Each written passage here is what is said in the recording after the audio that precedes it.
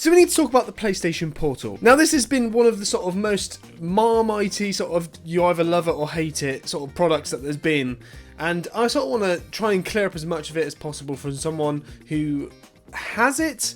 And I'm pretty keen on it. I don't know that many people that have had it and don't like it, but I think the people that don't really get it are the people that never would have bought it in the first place. And ultimately, in a lot of cases, you definitely shouldn't buy this device. So this is my review of the PlayStation Portal as just like a real human being who's not been paid to do it. This is ideally just what I think you should do with your money if you are deciding on what you're going to do, whether you're going to get this for someone as a gift or whether you're planning on getting it for yourself. If you stick around to the end, I'm going to give you a few tips to make your experience of this the best possible experience it can be, because people aren't really talking about it, and some of the people who are having not the best experience, I can hopefully clear up some of the reasons why that might be the case.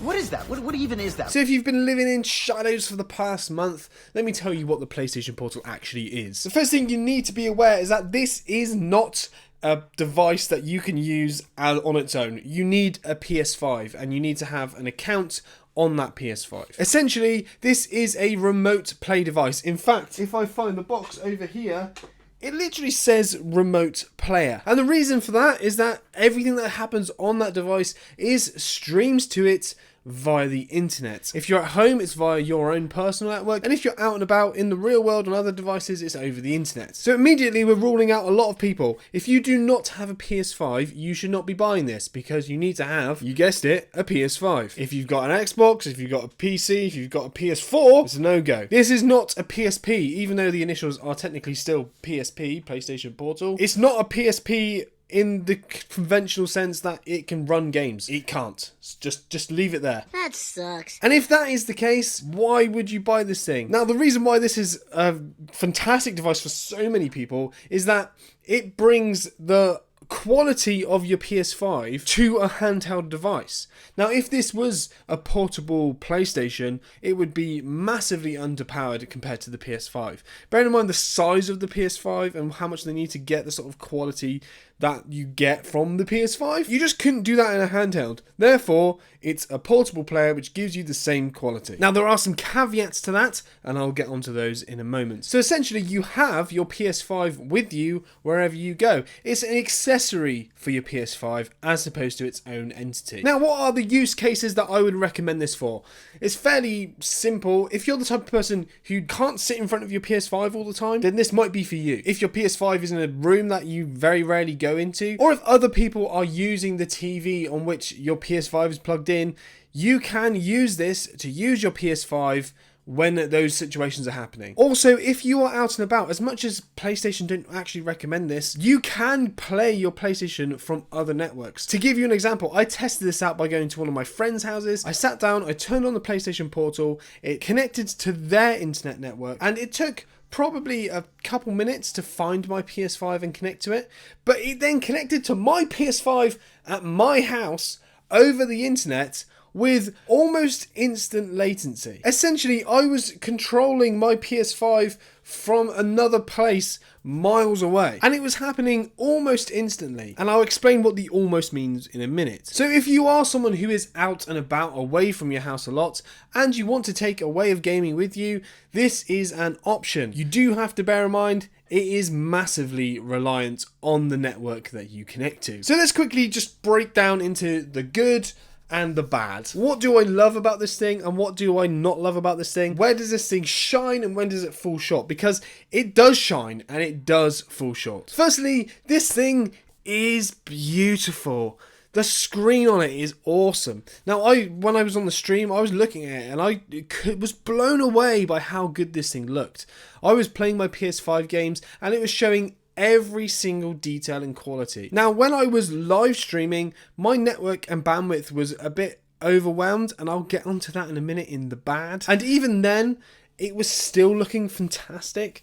When I was just playing it without having to do all that other stuff at the same time, it was honestly a phenomenal experience. The 8-inch screen is massive for a portable device. It's nothing like my TV, don't get me wrong, but having something of that quality between my hands was amazing. I actually compared it to my Nintendo Switch OLED, and this far outweighed the quality of that. The sort of graphical detail from the power of the PS5 mixed with the screen quality and just how bright and vivid the colours looked. I'm pretty sure it's a HDR display. It just looks phenomenal, it looks beautiful, and ultimately a handheld I don't think has ever looked better. I've never seen a handheld display look as good as this. The next thing I really love about the PlayStation Portal is the fact that it is a DualSense device. So you have a DualSense controller on this device either side. It is literally like splitting your PlayStation DualSense controller in half and sticking a screen in the middle. The reason why this is so good is because it gives you all of the benefits of that DualSense device, all of the haptics, all of the adaptive triggers, and it feels really good. Now, one of my tips at the end of the video is to do with this, and I will get onto that when I get there, so stick around to the end. Now, the build quality of this device is phenomenal. It genuinely feels like a high-end luxury item, and you could say it is because technically it doesn't do anything without a PS5. It's an accessory, and as far as accessories go,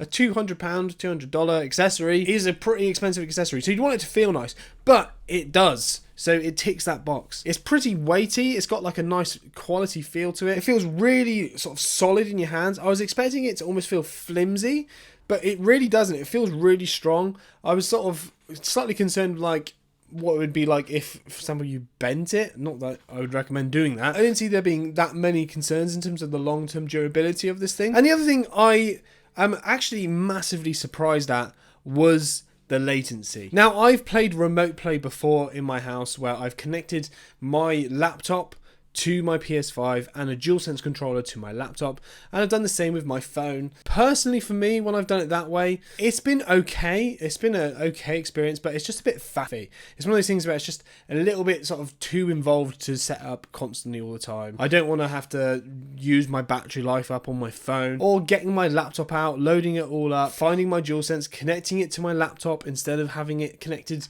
to the PlayStation, and then when I go back to the PlayStation, having to reconnect it to the PlayStation. It's just a bit of a pain. So just how seamless and easy this thing is, you literally turn it on, and as long as your PS5 is in rest mode, it just connects and it sets it up, and you're logged in, and you just fire straight into whatever game you want to play. It's really a seamless experience, with the caveat that you need to make sure it's on rest mode, because if you took this device and you went on holiday, you went to a hotel and you took this to play your PlayStation portably, you couldn't if you forgot to leave your PS5 in rest mode. If your PS5 was off at the wall, well, it's not happening. And even if your PS5 was just off, sorry mate, you can't play. But generally, in terms of latency, for the vast majority of games, this thing is perfect. Again, when we get onto the sort of bad, I wouldn't say it's that bad, but we'll get onto the bad, and when I think you probably shouldn't be using this device. I think we sort of hyped this thing up a bit much. It might be worth time to actually start talking about some of the things that aren't necessarily as perfect and bright and shiny. Let's get onto the bad. So one of the things I see a lot online is, why would you get this thing? What's the point of this thing? And you can do remote play on your phone. You can do remote play on loads of other things. What is the point of this particular device? Can I just start off by saying, not everyone should be buying this device. What? Now, it is an exciting looking thing. It's sort of something that has drawn a lot of attention, I would say, good and bad. And I think everyone who loves this device was made for you because of the reasons why you love this device. And for the people who don't understand this device wasn't made for you. I've seen so many people commenting on videos just being like, I don't get why you would get this device. And I completely get you in your situation. To give you an idea, this device does suit me and my lifestyle for a couple of reasons. The first reason is I am a dad. I don't often get full control of what goes on the TV. 3 other people in my household, and those 3 people don't play on the PS5. So this gives me a way to play on my PS5 when the TV is not available. And that could be the same for a bunch of different people in a bunch of different scenarios. Kids who share the sort of same family TV. A teenager who wants to play on the PlayStation but his little sister wants to watch My Little Pony. A husband or wife who wants to play on the PlayStation while the other person watches their favourite show. Those kind of reasons are the reasons why this might be used. As well as the out and about, going to a hotel, those sort of things that also sort of apply to this as well. Another reason, like with myself, it might apply to you, is that your PS5 might not be in the main room that you spend most of your time. My PS5 is in my office, in my studio where I record my videos, because I do a lot of PS5 related content. So this is where my PS5 is. I'm not going to unplug my PS5 and take it into the living room every time I want to play PS5. I'll play my PS5 in this room. But if I want to sit with my wife, well then I can't. So therefore I use the PlayStation Portal. But if those reasons don't apply to you, this thing isn't for you. You shouldn't be buying this device.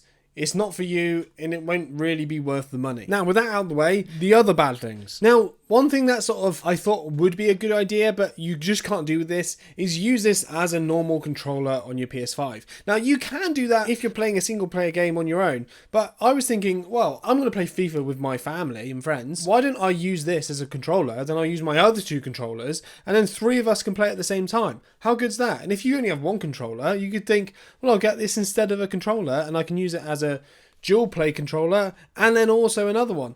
It doesn't work like that. If this is connected to your TV, as soon as you turn on another controller, it disconnects. Right, just a quick one. Whilst I was editing, I just quickly tested out another thing on here. And I just wanted to sort of correct what I've just said in the video, the bit that I just had to, because I just tested it. And actually, you can play with one of these as a second controller. So this controller will be assigned to your PSN account. It will be assigned to your account. As long as you don't sign in this controller with another account, you can use it as another user. So you can sign into another user on the PlayStation or into a guest user, and you can play split screen and local multiplayer games on it. Which is really cool, considering that means you can also now remote into your PlayStation and play with people that are at your house using this locally and play multiplayer with them. How cool is that? So if you're away and you want to play with members of your family or some of your friends, you can do that. Awesome. Another thing to bear in mind is that this thing is massively network dependent. Now, if you've seen people that have performance issues with this, not those performance issues, get your mind out the gutter. If you see people have network performance issues with this thing, and it's stuttering, it's jaggy, it's just not looking its best, it's constantly having issues where you just randomly stutter, that's probably because this thing isn't having the best connection to your network. Now, I do have some tips at the end of the video, which I'll go on how you can sort of try and address this. Just bear in mind, if you don't have a good network, I'm not on about internet connection. Not internet connection. Your internet speed's got nothing to do with this. I'm on about your internal network of your house. What goes to your router and then back to your PS5. I don't care about what the speed you got. That doesn't make a difference in this particular example. If you live in a house where you have one network router in one corner of your house and your PS5 might be next to that, but then you're sat on the other side of your farm, you're gonna have a crap connection. If you live in an old Victorian building with big thick walls, you might struggle with this. If you just have loads of stuff going on your network and it's taking up all the bandwidth, you might have issues with this. And I had those exact same issues when I tried live streaming at the same time as using this, because I had wireless cameras connected via Wi-Fi to my computer. I was also live streaming, therefore it was taking up a significant chunk of bandwidth on my network. I then tried remote streaming HDR 1080p gaming footage and controls and all of that stuff to my PS5 and from my PS5 at the same time as doing all that stuff. My network would have been stressing out, and even then it ran okay. It had the odd jitter, it had the odd jaggedy bit. When I wasn't doing all that stuff, it ran smooth like butter. So if you're having issues with this thing, that is probably one of the big ones. You really need to think, if you're going to buy this thing, is my network going to be good enough for it? Do I struggle to get an internet connection in my living room when my PS5's in my office? Do I need to upgrade my network before I buy this thing to get the most out of it? Or shall I just not bother buying it because my network is bad? Now, other than that, I don't have many negatives about it other than the fact that it is so reliant on your network. I think people on Twitter and stuff like that just don't necessarily realize this. Now, if you're going to be remoting to another location, which is using the internet, your internet speed then will come into this. They recommend that wherever you are, you have at least 15 meg download in order to connect to your PS5, and I would recommend probably having similar or more than that at your particular home location at home. And then just some other things that I'm not sort of really amazed by, but also it's not a negative. Battery life seems to be pretty good. You can get probably about 4 hours. Is roughly, I haven't done an exact sort of timing test on it, but I got around about 4 hours at max brightness, roughly. So you'll probably be okay. And the other thing I would make sure is that there are some games you don't want to be playing on this thing. To give you an idea, I played a lot of sort of Call of Duty on this, just to sort of get that sort of latency thing out of the way. I wanted to make sure that, is this going to be worthwhile playing Call of Duty and stuff like that on? Now, I did that and I compared it to playing Call of Duty on my TV in front of it, and I was like playing both at the same time, and I had such a better experience in front of my TV. It was okay on the Portal, genuinely. It wasn't too bad, and if you're sort of desperate and you really want to play and you can't play in front of your TV, it's okay. If you're remote playing, it's not worth it. If you're going from somewhere else, out of your network, you're at a friend's house and stuff like that, you're just not going to get a good enough experience. Like, I played it and it was just, I was constantly dying. My aim was always slightly off because it just felt so sluggish. It's just going to be slightly too far. Casual gaming is fine. I did that. Fine. I even played Horizon Forbidden West at my friend's house and it was fine, but for like a FPS where you're sort of having to be precise with like your movements and stuff to get good aim, it's just not going to be worth your time, really. Now, on my local network, the performance was better. You could sort of play okay, but it had absolutely nothing compared to playing in front of your TV at a proper latency. That was sort of the best experience I had, and I performed much better. Now, other games, anything that isn't that sort of reaction based is probably okay. I didn't really get any issues with any other games feeling sluggish or anything like that. I did notice when I remote played from another place that there was a drop in quality, so it definitely wasn't HDR. I was getting an SDR signal, and I was probably getting a slight resolution drop as well, which is fine. If you're remote playing, the most important thing is latency. How responsive is it? And if you can maximize your latency by reducing some of the quality, that's okay. When I'm playing at home though, I was surprised about how good it looked, because it could also do the good latency. And then once you have good latency, yeah, if you can bump up the resolution and keep that latency, yeah, why not? It looks fantastic. Very, very good. Now, what are my tips? How can you make the most of this particular device? Well, I'll give you a tip on ways you can use it, but then also things you can do to improve the performance. I've only had it a little while, but one of the things that I did, which actually I really enjoyed, when I went to bed, I was sort of not, sometimes I read, sometimes I sort of scroll on YouTube. I know you shouldn't do this, it's not really good for you, but if you're just sort of like having a little chill in the evening and you just want to do something, I actually played Astrobots, that sort of DualSense game. Mainly the main reason I sort of started playing it was because I wanted to really test out the DualSense like features that you get on a DualSense controller, and that has the best sort of DualSense things they've thrown us so much DualSense heavy stuff into that game. So I was like, I'll play Astro, and I ended up just going on and platinuming the game because I brought up my little list that you can put up in your settings. If you open up your platinum things, you can pin it to the side. So I pinned all of the sort of trophies that I needed to get on the side, and then I just went through and did all the things and then platinumed the game. I think this is actually a great experience for you to be able to do that. You can pin something to the side, have a smaller display on it, and because the screen is so big, it's still a nice experience playing those games with the slightly smaller display. And if you're a trophy hunter, this thing might be perfect for you, sitting on the toilet or having a little chill somewhere, going to bed, and just going through and playing some games, earning some trophies, getting those platinums. Now, my other tip is to improve the performance. Now, there's a few things you can do. Firstly, you need to make sure your network is good, like I mentioned earlier.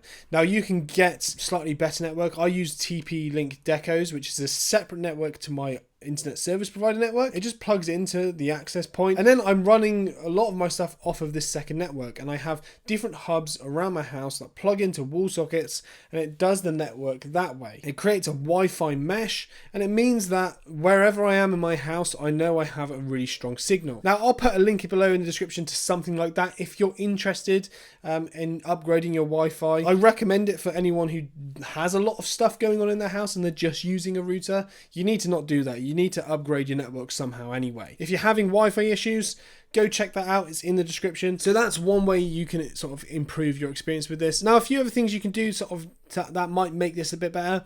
If you have the opportunity, plug your PS5 in over Ethernet instead of just using Wi-Fi. Now this will do two things. One, it will allow the PS5 to have a direct connection to your router, and it means that you're going to get a better signal that way. But then also it takes something off of the Wi-Fi network. So when you're connecting the Portal to the Wi-Fi network, it means there's going to be more bandwidth available. Essentially, the less you have going on, the clearer the pathway. It's like the difference between driving at rush hour and driving in the middle of the night. If you have all this space and there's no cars around you, you can go much quicker and smoother and easier. And if there's loads of cars and there's everyone going at the same time, then there's going to be a bit of traffic. One more tip that I will give you is based on the DualSense controller settings and sort of haptics and stuff. Now, the haptics on this thing are very strong, like a DualSense. However, I don't know if it's just the design of it. It is quite audible, so you can actually hear the sort of motors inside the controller when it's on full whack. I'd recommend just turning the sensitivity down. You can do that in the settings. You just swipe across on the screen and you go into the DualSense settings and you can bring some of those haptics down.